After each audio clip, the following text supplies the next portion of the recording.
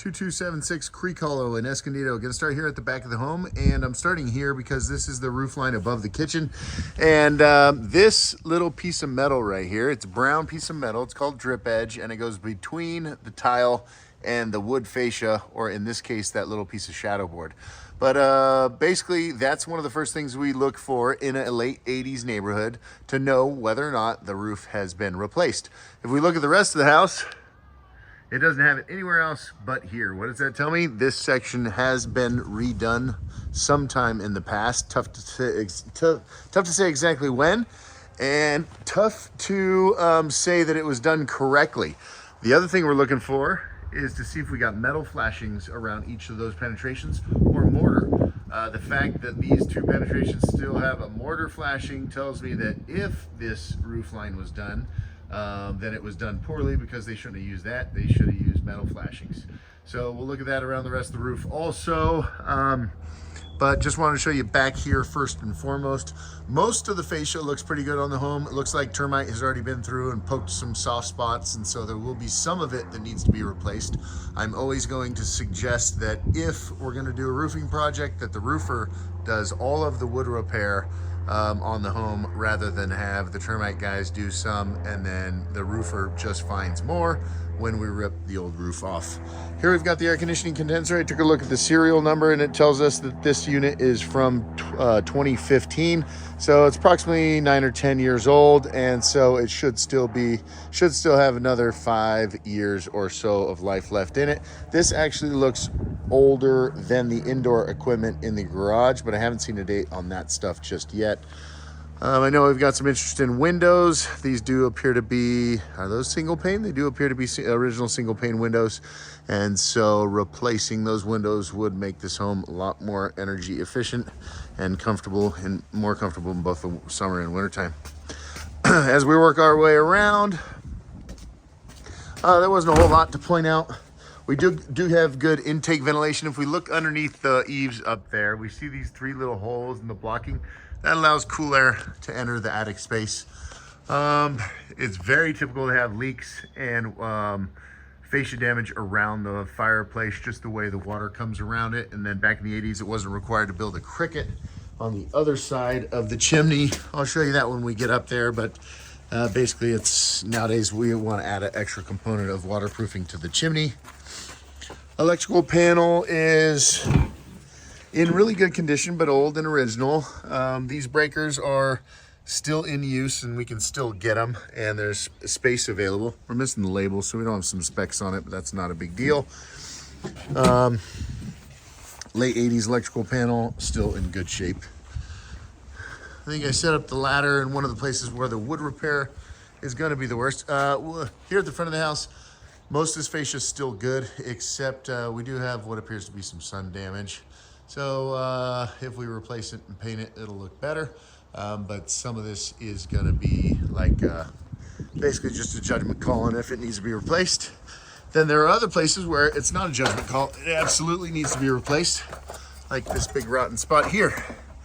That's dry rot, and so a little bit of water has been getting in over the years. We've got a concrete flat tile. It's considered a flat tile, even though it's got a little bit of waviness to it. This tile manufacturer is called Monier. They don't make it anymore. It is hard to find. And so based on the age of this roof, we don't see that drip edge anywhere else on the roof. Based on 1989, I'm gonna have to suggest that we do replace the roof. This valley has been redone, so there has been some repairs done on this roof throughout the years, but that does not mean that it is still healthy or in good condition.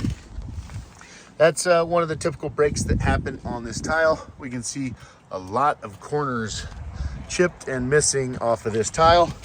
It is very, very common for there to be a gazillion chipped and missing corners on this tile. We can see some mismatched tiles. Typically, again, that means maintenance and or repairs, but a lot of broken ones, just like that. Here's that mortar flashing that we were talking about. And then of course it's got some mastic, or a couple different colors of mastic on it throughout the years. check this out. If we slide this tile out of place, water's been getting in there for a long time. We can see all that, all those drips on the waterproofing felt, and then we can see how crumbly it is as well. There's no way that this is keeping the house waterproof anymore.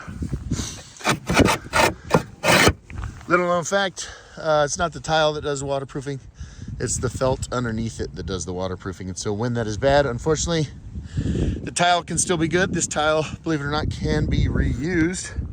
I'm always going to suggest new tile. It's about 30%, 40% more money as far as the whole roofing project goes, but the end result is going to be way, way better, mostly aesthetically.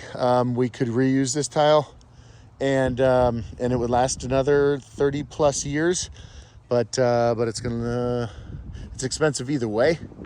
And you put it all back together and it still looks like an old roof. You can tell the difference between the south side of the roof and the north side of the roof. North side of the roof grows a whole bunch of moss because it just holds moisture.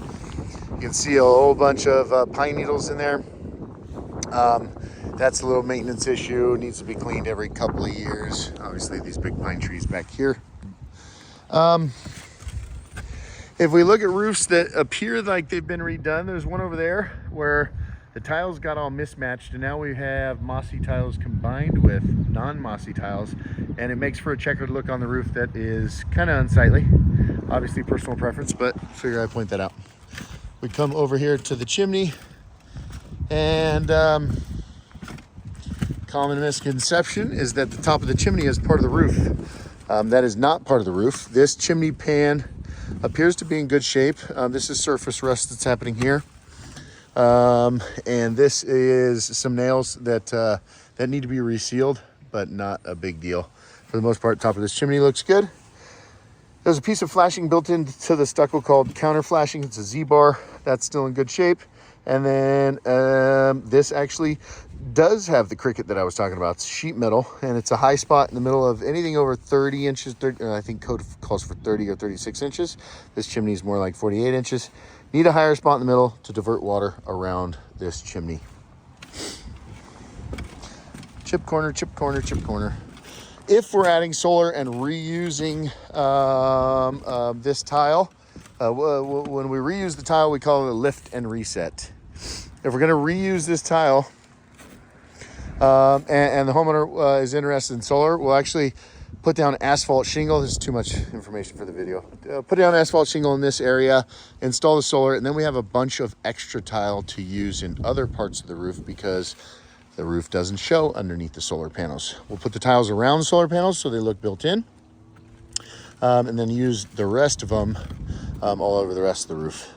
Again, if we do reuse this tile, it's ugly because of all the moss, and so it needs a big pressure washing, which ends up costing money because of how long it takes to pressure wash the whole roof. Strongly suggest replacing this roof. It is surprising that it made it this long, and it's definitely got issues. The neighbors have replaced their roof, or they've done what's called a lift and reset. I'm gonna take a quick peek over here, and once we start to zoom in, look at all those chip corners. So that's what this tile is known for. So when that roof got put back together, the roofers did something good, which is try to put all of these broken pieces on the roof plane that the homeowner doesn't have to look at. You don't see this stuff, and it's not necessarily compromising waterproofing. But put them all over here where they're hidden. Keep them off the front of the house. Oh, and then up top, you can see that row that doesn't match. Those are the tiles they had to go find somewhere, which these tiles are really hard to find. And so, of course, they couldn't find both the matching shape as well as matching color. So that's what it looks like.